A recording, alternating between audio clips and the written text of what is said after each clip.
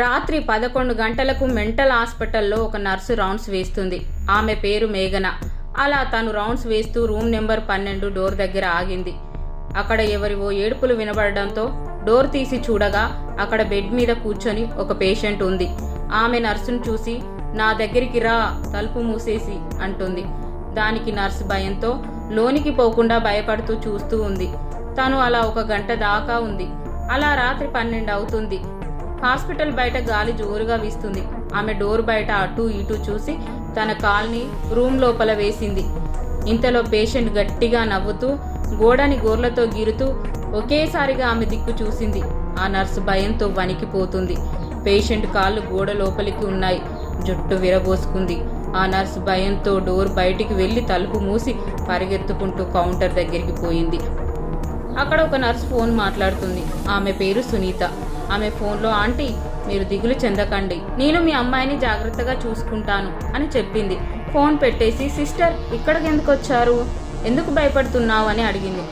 మేఘన జరిగిందంతా చెప్పింది. అదంతా విని సునీత మేఘనతో, సిస్టర్ నువ్వు మాట్లాడేది రూమ్ నెంబర్ 12లో ఉన్న అమ్మాయి గురించేగా, ఇప్పుడే వాళ్ళ అమ్మతో మాట్లాడా, వాళ్ళు చాలా బాధపడుతున్నారు అని చెప్పింది. మేఘన సునీతని అసలు ఆ అమ్మాయికి ఏమైంది, ఇక్కడ ఎందుకు ఉంది అని అడిగింది. సునీత ఆ అమ్మాయి గతం చెప్పడం మొదలుపెట్టింది. ఆ పేషెంట్ పేరు నైనా. ఇంజనీరింగ్ ఫైనల్ ఇయర్ చదువుతుంది. తను కాలేజీలో ఎవ్వరితో సరిగ్గా మాట్లాడేది కాదు.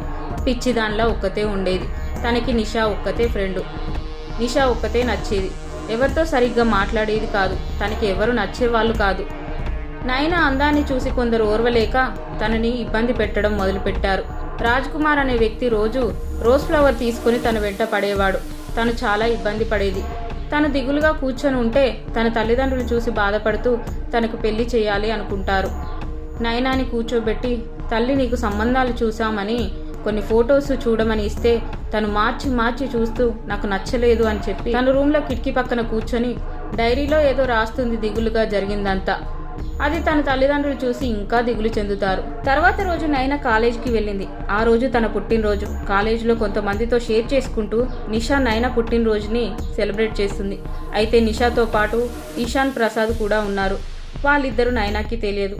తర్వాత కొంచెం పరిచయం పెంచుకున్నారు. అలా కొన్ని రోజుల తర్వాత కాలేజ్ లైబ్రరీలో తన డైరీలో ఏదో రాసుకుంటుంది నైనా. అంతలో నైనాకి ఫోన్ వచ్చింది. వాళ్ళ అమ్మ తొందరగా రమ్మని చెప్పింది. సరే అని ఫోన్ పెట్టేసి నిషా రమ్మని పిలిస్తే బ్యాగ్ డైరీ అక్కడే పెట్టేసి వెళ్ళింది. కొద్దిసేపటికి ఈశాన్ అక్కడికి వచ్చి డైరీ తీశాడు. అక్కడ ఎవరు లేకపోవడంతో డైరీ బ్యాగ్లో పెట్టుకున్నాడు. నైనా వచ్చి హడావిడిగా బ్యాగ్ తీసుకొని వెళ్తుంది. డైరీ విషయమే మర్చిపోతుంది. ఈశాన్ ఇంటికి వెళ్ళగానే నైనా డైరీ చదవడం మొదలుపెట్టాడు. నైనా తన మధుర జ్ఞాపకాలు, తనకి కావలసిన వాడు ఎలా ఉండాలి, తను పెళ్లి చేసుకునేవాడు ఎలా ఉండాలి, తన ఇష్టాలు అన్నీ రాసుకుంది. ఈశాన్ ఒక్కొక్క అక్షరం కళ్ళు ఆర్పకుండా చదువుతున్నాడు.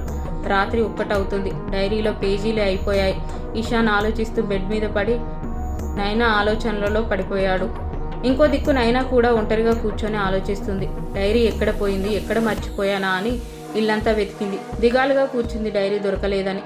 ఇంతలో నైనా వాళ్ళ అమ్మకి ఏవో శబ్దాలు వినబడంతో మెలకువ రావడంతో లేచి నైనా రూమ్ దగ్గరికి వచ్చి తలుపు కొట్టింది. నైనా తలుపు తీసింది. నైనా తల్లి నువ్వు బాగానే ఉన్నావా అని అడిగింది. నైనా దానికి హా అమ్మా నేను బాగానే ఉన్నా అంటుంది.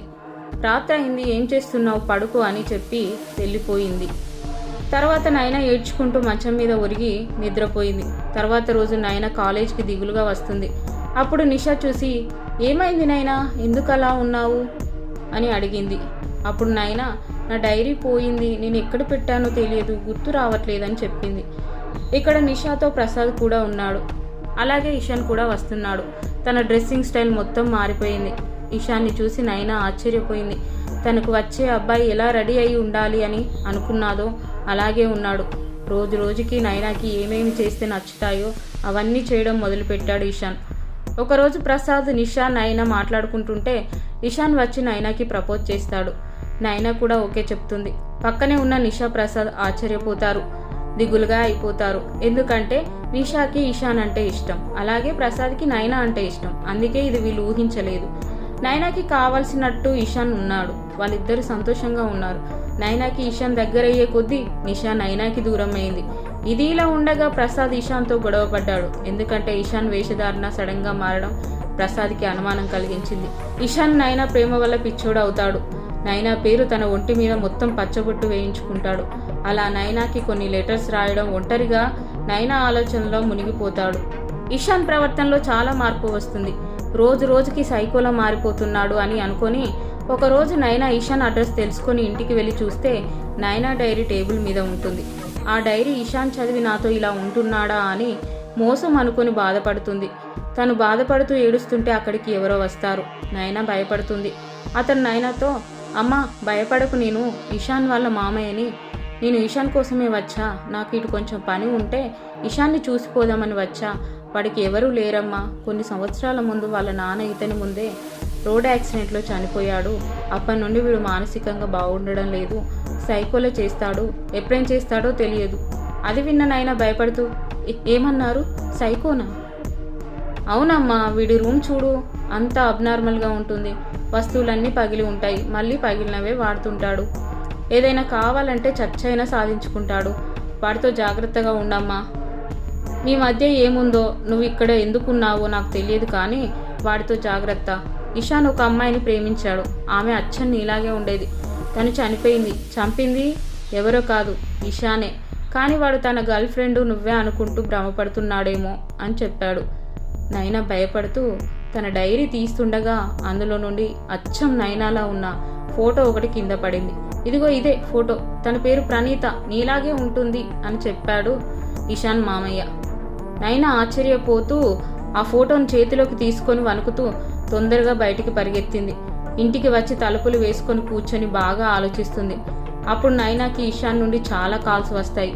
తను ఫోన్ లిఫ్ట్ చేయట్లేదు, అసలు పట్టించుకోవట్లేదు. నైనాకి ఏం చేయాలో అర్థం కావట్లే. కాలేజీకి కూడా వెళ్ళడం మానేసింది. ఒకరోజు తన ఇంట్లో టేబుల్ మీద న్యూస్ పేపర్ని చూసి ఆశ్చర్యపోయింది.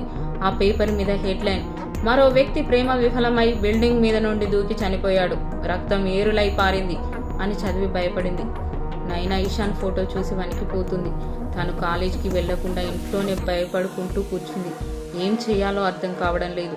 తను ఆలోచనలో మునిగిపోయింది. అలా ఒకరోజు ఆలోచిస్తూ ఉండగా ఇషాన్ నైనా కళ్ళ ముందుకు వచ్చి గట్టిగా నవ్వుతూ, నైనా నీకోసమే వచ్చా, నువ్వు నా దానివి నైనా అంటాడు. నైనా భయంతో, ఇషాన్ వద్దు, నన్ను వదిలి వెళ్ళు అని కళ్ళు తిరిగి పడిపోతుంది. తర్వాత నైనా పిచ్చిదానిలా ప్రవర్తించడం మొదలుపెట్టింది అని సునీత మేఘన సిస్టర్కి జరిగిందంతా చెప్తుంది. అది విని మేఘన చాలా భయపడుతుంది. రాత్రి 3 అవుతుంది. హాస్పిటల్లో లైట్స్ ఆఫ్ అయ్యాయి. మేఘన హాస్పిటల్లో రౌండ్స్ వేస్తున్నప్పుడు మళ్ళీ నైనా రూమ్ ముందుకు రాగానే ఏవో తలుపులు కొడుతున్న సౌండ్స్ వినిపించాయి. మేఘన ఫోన్ టార్చ్ ఆన్ చేసి సునీత అని పిలుస్తుంది. అయితే రూమ్ బయట ఆ నర్సు ఒక లెటర్ని చూసింది. అది తీసి చదవగా, నేను 1 గంటలో వస్తాను, వెనక్కి తిరిగి చూడకు అని ఉంది. ఆ నర్సు భయపడుతూ నైనా రూమ్ డోర్ తీసి చూస్తే నైనా అక్కడ లేదు. ఆ రూమ్లో ఇషాన్ కనబడుతున్నాడు. అతను పెద్దగా నవ్వుతున్నాడు. అది చూసి నర్సు భయంతో అరుస్తుంటే ఇషాన్ నర్సుతో, ఏంటి చూస్తున్నావు? నైనాని తీసుకెళ్ళిపోయా. నాకు నువ్వు కూడా నచ్చావు, వస్తావా? తీసుకెళ్ళిపోతా, నా దగ్గరికి రా అని అంటాడు. మేఘన భయపడుతూ ఉండగా సడన్గా ఆమె మెడ మీద తన నోటితో అమాంతం దూకి రక్తం తాగేశాడు. రక్తం తాగాక ఇషాన్ నైనాలా మారిపోయాడు.